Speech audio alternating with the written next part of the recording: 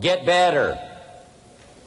There isn't any of us that can't get better. So turn on this whole idea of personal development and personal growth. That was what my teacher shared with me that changed my life. Starting a few steps from here at that convention. I'm telling you, for things to get better, you got to get better.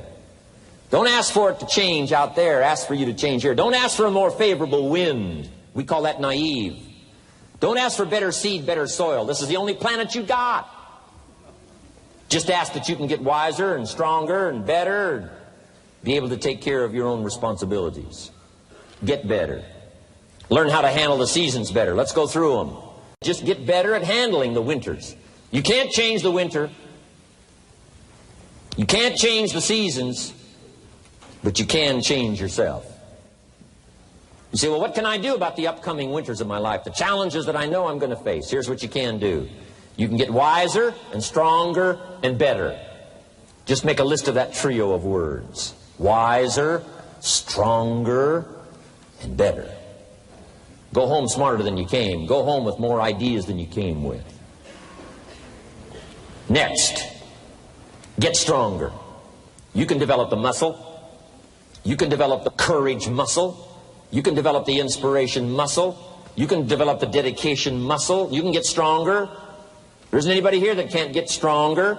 Next time we see you, may not even recognize you. How strong you're going to be able to become in language, in style, and personality, the ability to cope, the ability to handle with anything that happens, no matter what happens. And the third one is get better. We can all get better. I've gotten better. First talk I gave, I stood up, my mind sat back down. But here's the secret to my success. I stood up and did it again. I stood up and I did it again. And I did it again, and I did it again all those many years ago. I did it when I was scared, and I did it when I didn't want to, and I did it when I was ill.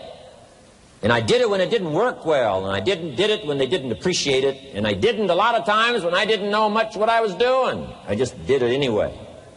And now all these years later, I'm asked to walk on this stage with the greatest introduction I've ever had, greatest response and welcome I've ever had, the greatest opportunity I've ever had to touch this many lives with a mixture of words and heart and soul. I got better. I got better day by day and week by week and month by month. And I'm asking you to do the same thing until you can develop a long arm and a long reach. Until you can develop influence that won't quit. Touch people next year you couldn't touch this year. Touch people now you couldn't touch before. Conduct a meeting now you couldn't conduct before. Heart and soul now mixed in there that wasn't there, missing before. I'm asking all of you to get better in spite of the winters, in spite of the downturn, the money downturn, the social downturn, the personal downturn, whatever it is. Just get stronger. Get better. The key is not to wish for a better winter. The key is to wish for more strength, more wisdom, more courage, get better, get wiser, get stronger. Here's number 2. Learn to take advantage of the spring. Spring means opportunity. And we've got a fresh spring going here. It's called a spring like no other. A spring, an opportunity like no other for you. But here's the clue. Spring is not a guarantee of a harvest in the fall and the autumn harvest time. Here's what you must learn to do. Underline the 2 words if you're taking notes. Take advantage. Take advantage of the spring. Don't just be faked out by the spring because the nice weather has come and looks like everything is going to be a lot better. The winter's finally passed. The spring is here. I'm telling you, that's not going to do it for you. Just because the spring is here, it's not going to do it for you. You got to seize it with your own 2 hands and take advantage. Read the books. Study the tapes.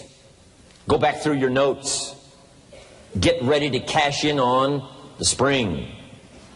And now there's a sense of urgency here. Here's why. Spring doesn't last that long. Let's take advantage of it. It's called take advantage of the spring. And there's also an urgency here. How many springs have you got in a lifetime? Not very many. Life is brief at the longest. The Beatles wrote, life is very short.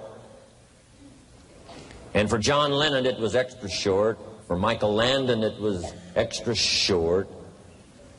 But it is short. There's an urgency here. Don't waste your springs. Don't just let them pass, hoping the time will pass. Take advantage. Last year it was seize the moment. And I'm asking you now this season to seize the spring opportunity. You've got a new organization going, seize the spring. You've got a new distributor going, seize the spring. You've got a new life situation going, seize the spring. Take advantage of it. Don't let it pass without giving it the best of your two hands and your attention.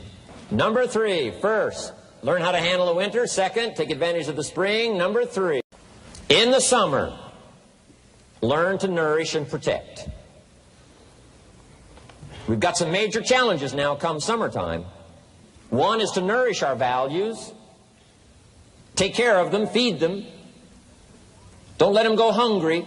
Don't let them go wanting in nourishment and care. And then here's something else we've got to do in the summer. Defend ourselves against the enemies.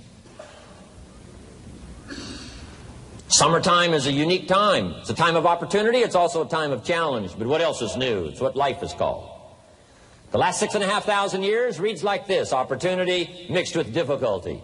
Opportunity mixed with challenge. We've got a chance to grow like never before, but I'm telling you, there's going to be many enemies that's going to try to prevent us. As soon as you plant the garden, the busy bugs and the noxious weeds are out to take it, and you've got to learn not only to nourish your values, you've got to learn to do battle with your enemies. Whatever threatens you, I'm asking you to threaten it back. Take care of your responsibility, but don't take anything off of anybody. Somebody wants to destroy your chances for a good future by their negative talk, negative thinking, putting it all down. I'm telling you, walk away if you have to. Walk away. Whatever threatens you, threaten it back. Whatever threatens your opportunity, threaten it back. Now, some of our enemies are on the outside, but here's the most important thing to understand. Some of our enemies are on the inside. Let me give you a quick list. Indifference. You got to do battle with your own indifference. Boy, it's easy to coast. Especially if you've accomplished something, extraordinary. Now, somebody says, I got to relax. Here's the key. Not too long. The weeds will take all you plant if you rest too long. Don't rest too long. Indecision. You got to make those decisions. The ones that don't turn out to be good gives you experience to make better decisions. Don't let much time go by without making some decisions. The ones that you can make quickly, make them quickly. The ones that take time, take your time. But get those decisions made. Don't let indecision be an enemy, rob you of the future, empty your bank account, leave you with zero in the purse. Don't let that happen. The next one is doubt. Sure, there's doubts on the outside. People doubt that America's going to make it. People doubt that Europe's going to make it. People doubt that Russia's going to make it, that Poland's going to make it, that Czechoslovakia's going to make it. They doubt the whole world is going to make it. But I'm asking you not to pick up all those doubts. I'm asking you to have some faith, have some courage, believe, drive your doubts into a small corner. Don't let them loose like a mad dog, drive you into a small corner. Don't doubt the future. Don't doubt the possibilities. Don't doubt the extraordinary gifts that your distributors bring to your organization. Don't doubt that. And here's the most important one of all. Don't doubt yourself. If I've got miracle working power to change my life, so do you. If I've got the ability to change, so do you. If I've got the ability to read, so do you. If I can discover, so can you. If I can grow, you can grow. If I can develop, you can develop. If I can get an invitation like I got 6 years ago, help take something around the world, so can you. If I can stand on this platform, Idaho farm boy raised in obscurity, so can you. If the millionaire team can do it, president's team can do it, walk off with the diamonds, the trophies, so can you. I'm asking you, don't sell yourself short. We haven't sold you short. That's why Mark, Larry, and Dr. Katzen and I have decided to invest a big share of our life these 4 days in being with all of you. If we didn't think you were worth it, we wouldn't have showed up. We don't need to conduct another meeting. We don't need to walk on another stage.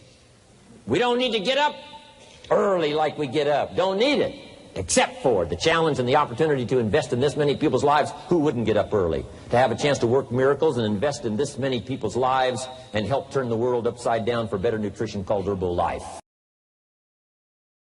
To a lot of people, ambition is kind of a mystery. The dictionary says it's an eager desire for distinction, power, or fame. But what does that really mean? Well, let's start with the word eager. All by itself, eager is kind of exciting. Kids are eager for their birthday parties. They expect to be the center of attention, get lots of presents, eat too much. I guess grown-ups are eager for birthdays too. Unless, of course, they're embarrassed that the number of candles on the cake outnumber their achievements. But we can be eager to see a ball game, eager to see our kids in a dance recital, eager to see an old friend, eager to shop for a new car. Eager sounds like a lot of fun. But do you ever hear people say they are eager to live a better life, eager to have a better family, eager to make a lot of money? Probably not. And that's a problem. Because how I see it, living a better life, having a better family, and making a lot of money takes an eager desire. We have the remarkable ability to get exactly what we must have. But there is a difference between wishes and desires. We've all heard people say, "Oh, I wish I could just drop 5 pounds. I want to be a little lighter." And we've probably said it ourselves, especially after a big holiday dinner of turkey and homemade pie and every other thing we can possibly stuff ourselves with in one 8-hour period of time. And even though we may wish we could breathe a little easier in our clothing, we have to have the desire to exercise a little more and eat a little less. The "I wish I could lose weight" has to become, "I have the eager desire to lose weight." I'm also sure you've heard people talk about wishing they had more money to pay the bills, or take a vacation, or just to take a little pressure off of life. But before their lifestyle can change, their wish needs to become a desire. If they really desired change, they wouldn't spend their evenings just watching TV and wishing they were doing something more. The backbone of an eager desire to change is discipline. True ambition is disciplined, eager desire. It's that little part within us that says, if I want to be ready for that meeting tomorrow, I need to finish preparing for it today. If I want to make sure I can pay for my kids' college education, I need to start saving today. If I want a better life tomorrow, I need to start working on it today. Ambition is a minute-by-minute, day-by-day mentality. To have the ambition to work towards a better family life, a newer car, a bigger house, a financially secure future, you have to live it every moment. If living a successful life was easy, I'm sure more people would be successful. If just being ambitious was enough, I'm sure all of the broke and perplexed people in the world wouldn't be broke and perplexed. While most people spend most of their lives struggling to earn a living, a much smaller number seem to have everything going their way. Instead of just earning a living, the smaller group is busily working at building and enjoying a fortune. Everything just seems to work out for them. And here sits the much larger group, wondering in awe on how life can be so unfair, complicated, and unjust. So what's the major difference between the little group with so much and the larger group with so little? Despite all the factors that affect our lives, like the kind of parents we have, the schools we attended, the part of the country we grew up in, none has as much potential power for doing good as the ability to dream. Dreams are a projection of the kind of life we want to lead. Dreams can drive you. Dreams can make you skip over obstacles. When we allow our dreams to pull us, they unleash a creative force that can overpower everything in our way. To unleash this power, though, your dreams must be well defined. A fuzzy future has little pull power. Well-defined dreams are not fuzzy. Wishes are fuzzy. To really achieve your dreams, to really have your future plans pull you, your dreams must be vivid. One of the issues Mr. James dealt with in his lifetime was, what does it mean to be a success, a significant person? After years of pondering this question, William James described success as a combination of two things. Number one, an inner ideal which is followed persistently with courage. And number two, outer achievement related to that ideal. Let's go back to number one, an inner ideal which is followed persistently with courage. I take that to mean defining a goal and having the resolve to complete it. No matter what, I'll do it or die. Promise yourself you'll read the books until your skills change. Go to the seminars until you get a handle on it. Do it until it makes sense. Practice it until you've got it right. Don't give up until you get where you want to be, however long that is. Step by step, piece by piece, book by book, seminar by seminar, do it until. Go for it. Until is a very important word. It's magic. It means that you'll never give up. Don't miss the chance to grow, to pay the price, until you learn, change, grow. You'll discover some of life's great treasures when you pay that price. William James' second part to success dealt with the outer achievement related to that ideal. You need both aspects to really be a success. But what Dr. James realized about his philosophy of success was that the first part is indeed more important than the second. Going for it. As long as you're working toward your inner goal, your dream, then success is possible. But once you give up your inner vision, then you can never become successful. You never will become successful. Until doesn't even matter. Now, maybe the person who's been working on a project for 10 years can be successful in his own right, if he's honestly working toward it, doing everything to make himself worthy of reaching the dream, really happy with where he is, doing it until. Then maybe he is a success. It's a personal thing, going for it one step at a time. Going for small accomplishments along the way for however long it takes. So let's think about this for a moment. What outside evidence or results or proof can be seen when you accomplish your goals one step at a time? You'll start to see things change around you, little things, not major things, but little everyday things, things you may not even notice unless you are paying attention. If you're one of those who'd rather stay up late and get up late, only to discover that your workplace doesn't fit your schedule, and you roll out of bed cursing the alarm clock every morning, maybe you could start with the little change of going to bed half an hour earlier than normal. And maybe you'll see, in time of course, you can't train your body overnight, maybe you'll find out that you jump out of bed in a better mood, and that your day will start better, and that you'll get more done, and that the people around you that caused you problems aren't so hard to work with after all.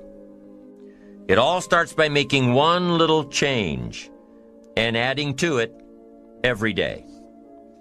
You see, you can't change what's going on around you without first changing what's going on within you.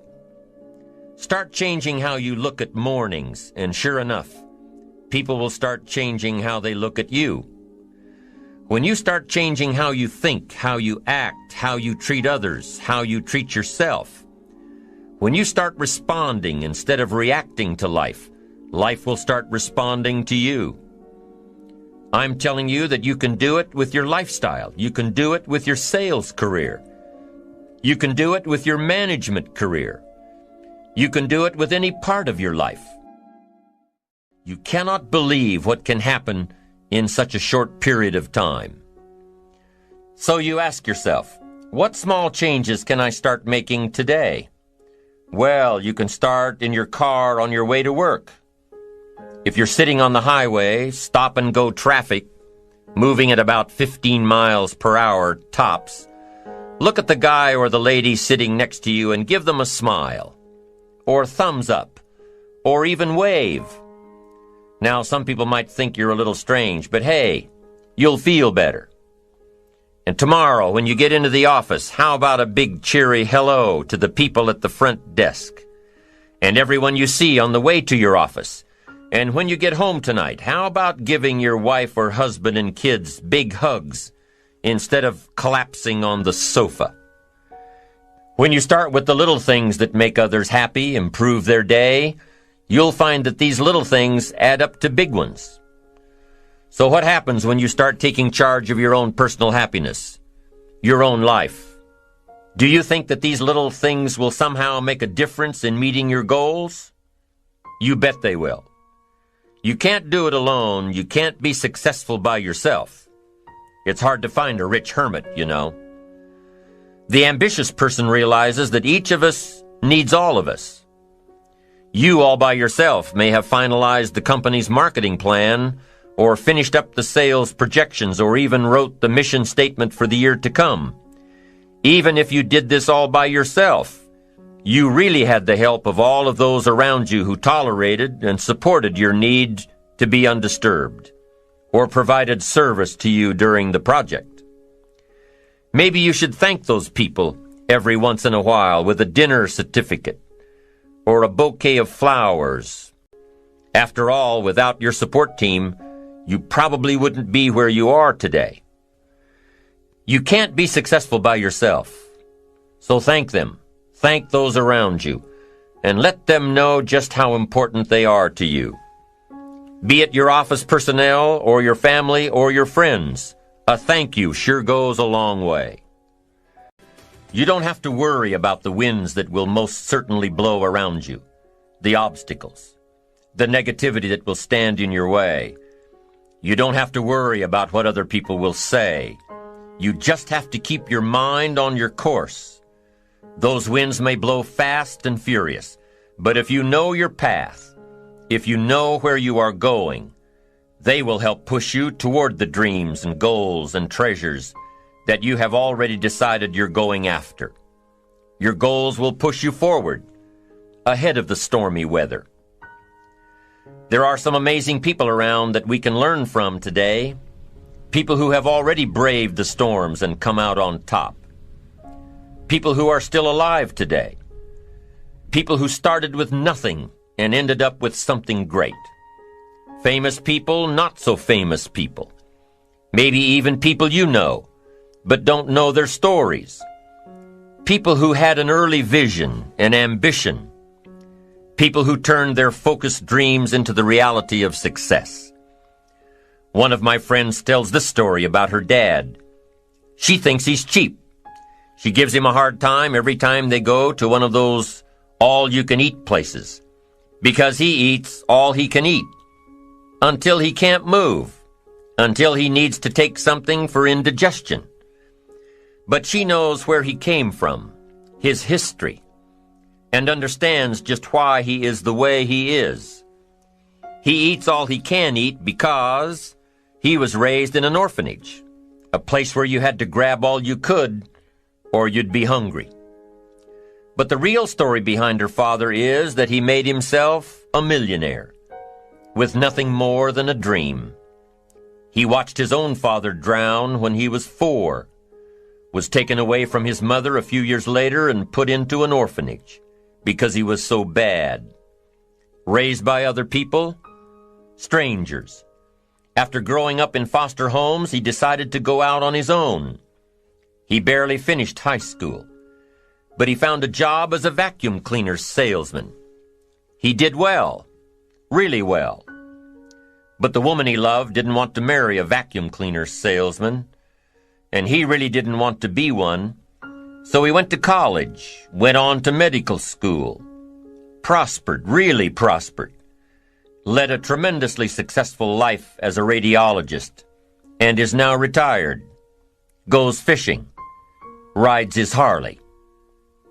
Stories of success are all around us, everywhere.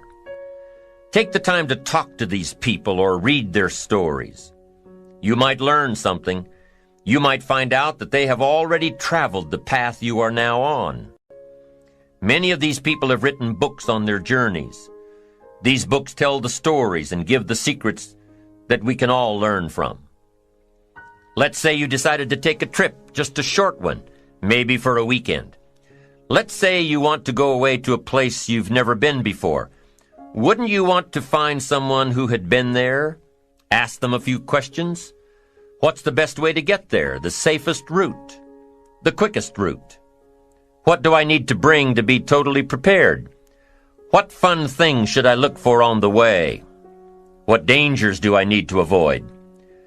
By talking with someone who has already been there, it'll make your trip that much more enjoyable. It's the same thing with life. By listening to those who are farther along in the journey you are interested in taking, and learning from their successes and failures, you just might pick up something that will make your journey that much better. Listening to the stories of others can be motivating, captivating. They can provide that extra push you've been looking for. They can demonstrate what the power of ambition is truly all about. They've been there. Their knowledge is valuable. And when you use that knowledge and motivation to take action, you'll gain momentum. Eventually, you will find that the key to motivation, true motivation, is right there inside you. You won't have to look elsewhere to get pumped up, turned on, charged up. With the right knowledge behind you, you will learn how to motivate yourself. With the right knowledge, you will find yourself becoming inspired on your own. And in order to move forward, you must be motivated, inspired, ambitious. You must have dreams and goals that create ambition, good ambition, positive ambition. Now, ambition does not mean being greedy. It does not mean being selfish. It does not mean getting ahead at the expense of others. Ambition is not greed. Ambition is not avarice, an all-consuming desire for wealth. Ambition is not hoping you can win at the expense of others. Do you suppose Judas was ambitious? He ended up with 30 pieces of silver, a fortune in those days. Was Judas successful because he had all that money? No, Judas sold out. Was Judas happy when it was all over with? No. The money didn't make him happy. What he did to get the money certainly didn't make him happy. What Judas became in the pursuit of his fortune caused him to end his own life. What drove him was not ambition. Ambition is not greed. Ambition is an eager desire to achieve, an eager desire to get ahead in life, to do more for your family, to prosper in health, wealth, and relationships. Now, desire does not always translate into ambition. Desire is what you want for yourself. A bigger house, a better car, a fatter bank account, a better life. I desire to have these things. Ambition is how you get there. Desire is sometimes healthy. Desire is sometimes unhealthy. Desire might say, I want the tallest building in town. The destructive side of desire might urge you to tear all of the other buildings down. I guess that's one way to do it. You might get away with tearing down the first one and maybe the second one. But in your desire to tear them all down, sooner or later, some guy is going to be standing out in front of his building saying, I'm on to you. Get out of here. And pretty soon you're no longer known as a builder. You're known as a destroyer. Now, the second way to have the tallest building in town is to see it, dream it, and plan it, and put your team on it, work on it. Go through all of the steps to get there. Do it right. Have the ambition to be the owner of the tallest building in town, and go through all of the right steps to get there. If you really want it, and have the skills to do it, and the patience to weather all of the storms, your ambition will lead you there. We get paid for bringing value to the marketplace. Now, it takes time to bring value to the marketplace. However, We do not get paid for time. So we cross that out. Mistakenly, the man says, I'm making about $20 for an hour. Not true. If that was true, you could just stay home, right, and have him send your money. So that's not true. We don't get paid for time. We get paid for value brought to the marketplace. Now, since that's true, here's one of the key questions of my talk to you today. Is it possible to become twice as valuable to the marketplace and make twice as much money in the same time? Is that possible? The answer is yes. Could you become 3 times as valuable as you might be right now to the marketplace and make 3 times as much money in the same time? And the answer is yes. 5 times, 10 times? Of course. America is unique. It's a ladder to climb. It starts down here, let's say, at $5 an hour, and it keeps going up. Top income last year, $80 million. The guy who runs Coca-Cola. Now, that's a heck of a ladder. That's why everybody wants to come here, right? The boat people are not headed for Vietnam. People haven't plotted and schemed for 50 years saying if I could just get to Poland, everything would be okay. Not true. Everybody wants to come to America. And the reason is because we've got the best wind ever blowing in our favor. We've got the best economic opportunity anybody's had in 6,500 years. And all you have to do is understand it and take advantage of it. Now, there's some key questions to ask here. Why would the marketplace pay someone only $5 an hour? Very simple answer. They're not very valuable to the marketplace. Now, we must underline to the marketplace. This person might be a very valuable brother, yes. Member of the family, valuable, yes. Valuable member of the church, of course. Valuable citizen of the country, yes. Valuable in the sight of God, no doubt. We're all of equal value in the sight of God. But if you're not very valuable to the marketplace, you don't get much money. You say, well, it shouldn't be that way. Well, then you got to start your own country. You know, this one's been in process for 200 years, and this is the best we've been able to come up with so far. But here's the key. You don't have to stay here. Now, there was a big debate in Congress last year that this $5 was not enough, should be 6, should be 6, should be 6. But we don't need legislation. 6 is already on this ladder. The next step up. You know, if you work for McDonald's, they'll pay you $5 an hour to take out the trash. If you whistle while you take out the trash, they'll pay you $6 an hour. So we don't need that legislation. You just need to take lessons on how to whistle. Have a good attitude. Now, as you begin to climb this ladder, why would the marketplace pay some people $50 an hour? Answer, evidently, they must be more valuable to the marketplace. 10 times more valuable. And is that possible for someone to be 10 times more valuable and earn $50 an hour instead of 5? And the answer is yes. That's what America is all about. Now, why would the marketplace pay some people $500 an hour? Evidently, this person must be much more valuable to the marketplace. That's what's important to understand, to the marketplace.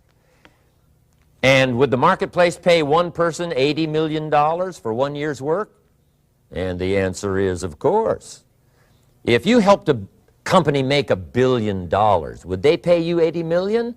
I'm telling you, it is possible. And that's why America is so exciting. That's why this financial ladder is so exciting. It's possible for all of this to come true for all of you, no matter where you start. As a student in school, just getting started out there in the workplace, this is all possible for you. Now, Mr. Schoaf gave me the clue on how to climb this ladder as high as I wanted to climb. Now, we're talking primarily economics here. There's a lot of other ways to become valuable to your family, valuable to your friends, valuable to the community, valuable to the team, right? Valuable to the team effort, valuable to the concert. But here's what he said to me. In climbing this ladder economically, all you have to do is work harder on yourself than you do on your job. Once I heard that, it made sense to me. I kept hoping that everything else would change around me, found out that if I went to work on myself, worked on my skills, worked on my language, if I became better than I was each year, if I grew in skills and language and vocabulary and competence, then I would become attractive to the marketplace. Not very long ago, a company called me and said, Mr. Rohn, we're expanding internationally. We'd like to have a bit of your expertise to help us. Would you give us a bit of your time? We'll add some millions to your fortune. And I said, okay. And I thought later, isn't that interesting they would call me? Then my second thought was, of course they'd call me. Who else would they call? I can get the job done. Now, what a contrast for me, farm boy from Idaho, raised in obscurity, parents of modest means, broke when I was 25. How come I would get a telephone call and someone offer me a lot of money to help them in expanding around the world? Simple answer, evidently, something happened to me between age 25 and where I am today. And I can tell you where it all started. From my teacher, Mr. Schoaf, who said to me, we don't have to change what's going on out there. That's the wind that's blowing. All we have to do is change what's going on in here.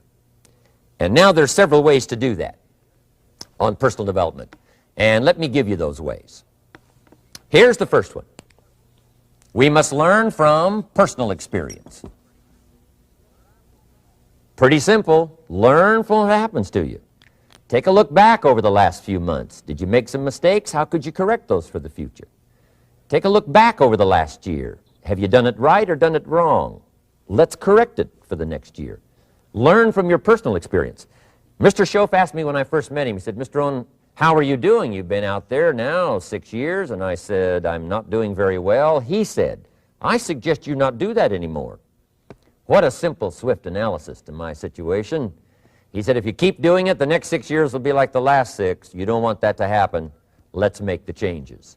So learn from your personal experience. Now here's number 2, why I came to share this video experience with you today. And that, I call it OPE, other people's experiences. That's me, other people. That's your teacher, other people. That's your friends and colleagues, other people. The people you meet that can pass along to you their experiences, what's happened to them, the mistakes they made, how they corrected them, how they changed their health and changed their bank account and changed their income and changed their future. That's it, other people. Now there's 2 kinds of people to learn from. One is failures. It's too bad failures don't give seminars, right? That would be valuable.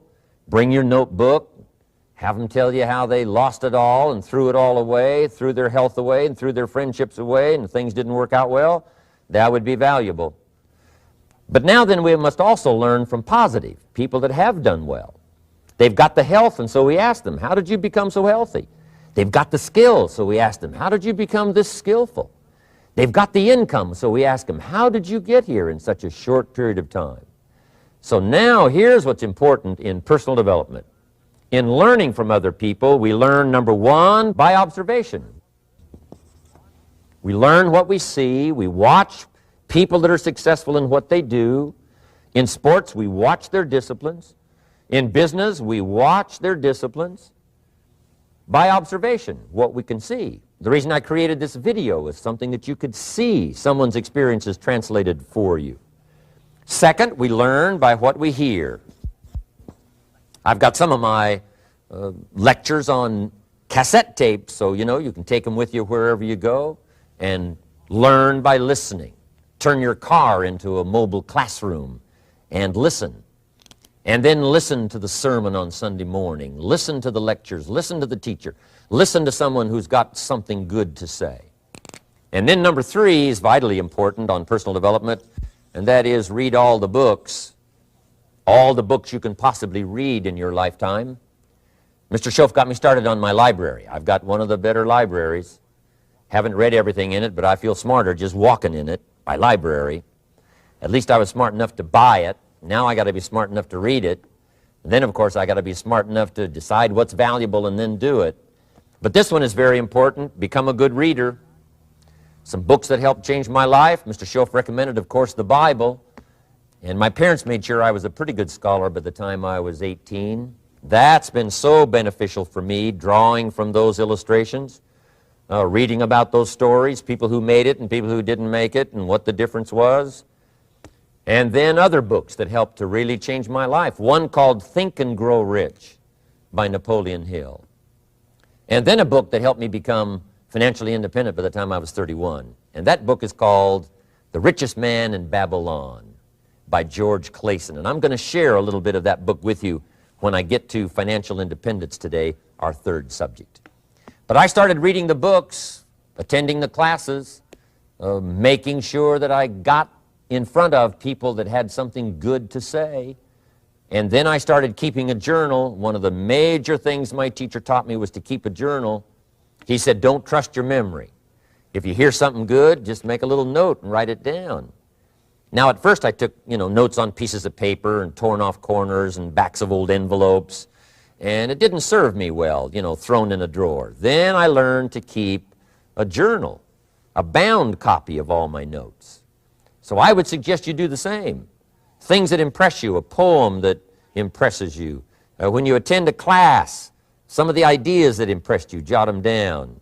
You read something in a magazine, right? Some ideas, take those out, put them in your journal. Keep a good journal the rest of your life. This will serve you well. My journals make up a significant portion of my own library. And if you saw my library and saw my journals, I tell you what you'd have to say. This is the library, and these are the journals of a very serious student. No wonder Mr. Rohn is invited to lecture and speak on his experiences around the world. So I want the same thing to happen to you. Value captured that you can resort to later, go back over it and review it, and let it become valuable to you. So that's my first subject, personal development. Work harder on yourself than you do on your job. Develop the skills, learn the lessons, take the classes, absorb all that is being taught to you these days. And then later on, of course, you can sort it out, what's valuable to you and how to refine it for your business and for your life and for your future. But the main thing is to get it and start this process of personal change, personal development. And let me say it one more time. If you will change, everything will change for you. You'll never be the same. You'll keep growing. As you look back on a few months, look back on a few years, you won't believe the progress you can make. Economically, your relationship with your family, your friends, and whether you're in sports or economics or whatever, I'm telling you, that whole process of committing yourself for personal change, personal value, can really make your life unique and worthwhile.